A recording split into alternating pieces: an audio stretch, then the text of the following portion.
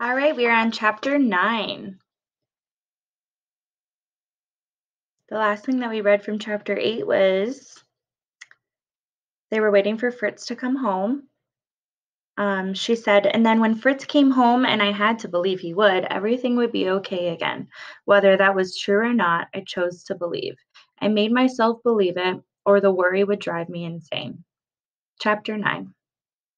A cold rain was falling early the next morning, making it hard to leave my bed. It didn't help that I had barely slept, and whatever sleep I got was filled with nightmares about Fritz. When I finally did drag myself into the front room, I was surprised to see him seated closely beside Mama on the couch. He looked exhausted and had a dark bruise on his cheek, where someone must have hit him. From what I'd heard about Stassi's brutal methods of questioning, he was lucky if that's all they had done.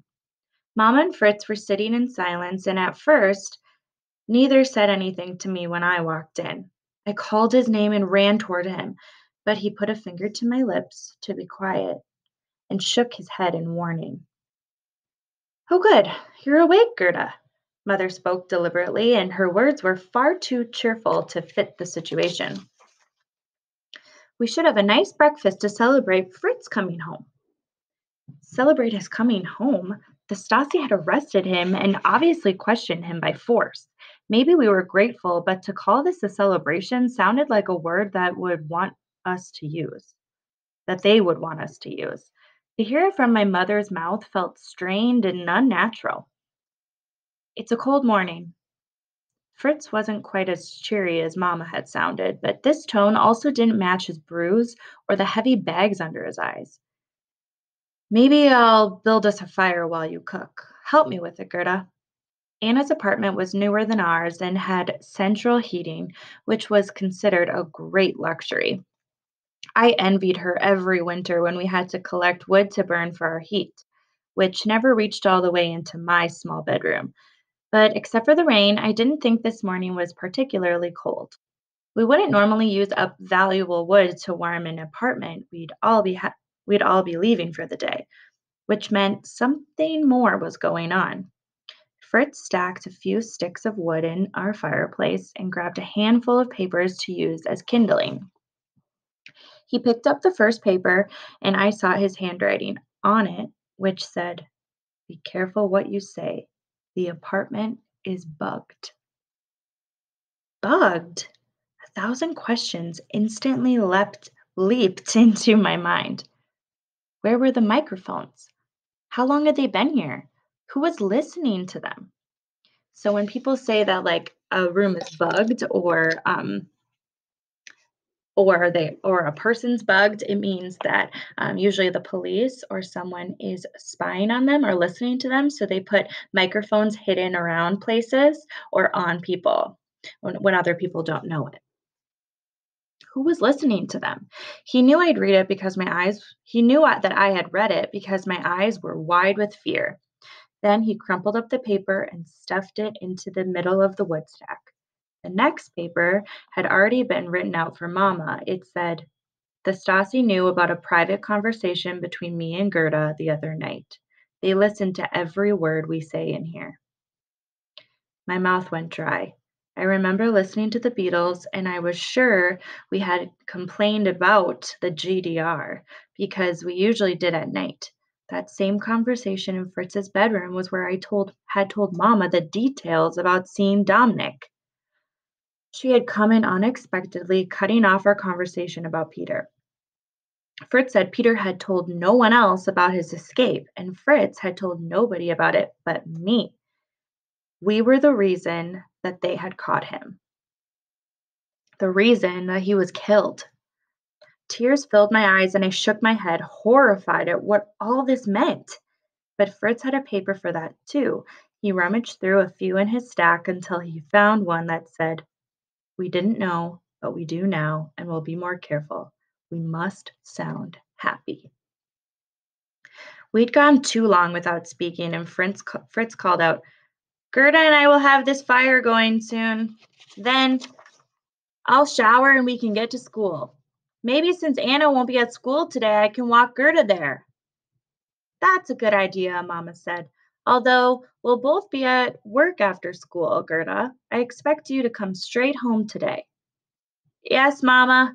I croaked the words out, and it felt as though I were speaking them directly into a microphone, which I supposed I was.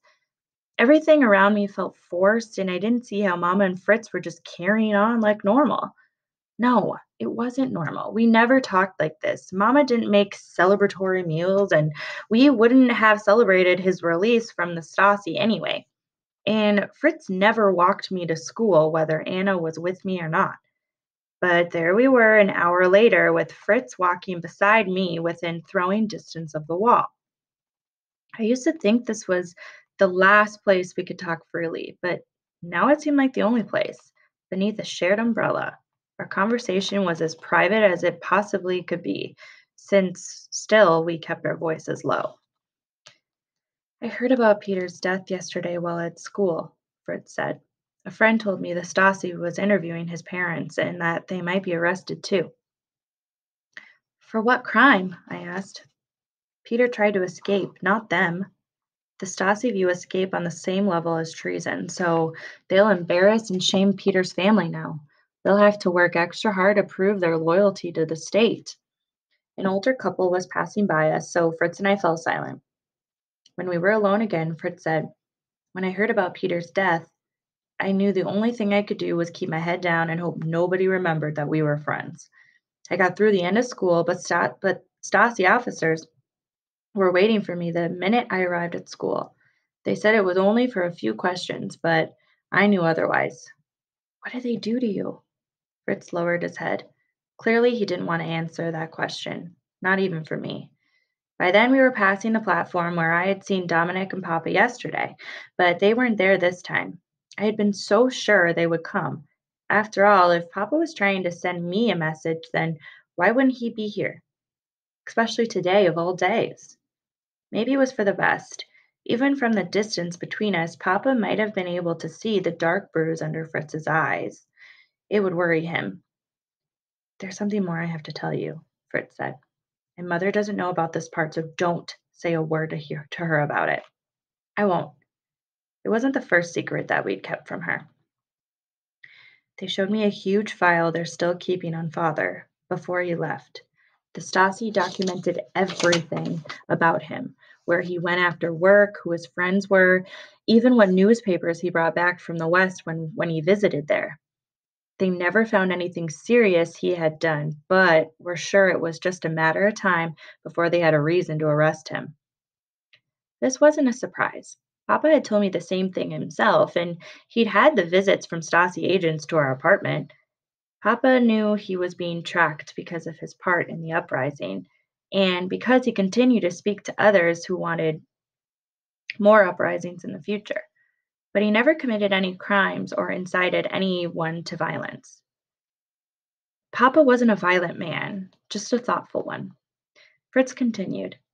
Then they showed me another file, one with my name on it. I stopped walking to stare at him. Why? What have you done? Nothing. Or at least I didn't think I had, but they know Papa is in the West now, and so they're watching to see if he contacts me or if his friends do. Maybe one day I'll have to bump into someone who used to know him. If anyone even asks about Father, someone is bound to hear it, and then they will report, and then that report will go into my file. Well, if you haven't done anything wrong, then they can make your file as big as they want. If you obey all the rules, everything will be fine, right?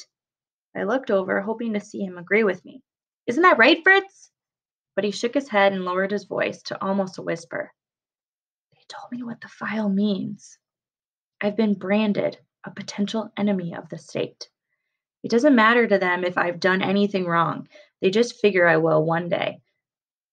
With that file, I won't be allowed to go to the university or to get a job. By the end of June, I'll be old enough for the military, and before they put a gun in my hand, that file means I'll get special training until they're sure I believe the way they do. Once I wear their uniform, I'll get the most dangerous assignments, the ones few people survive. That file means I have no chance in life. None. They've already determined that I will fail. All because of Papa? I asked. None of that's your fault. I'm not blaming him, Fritz said.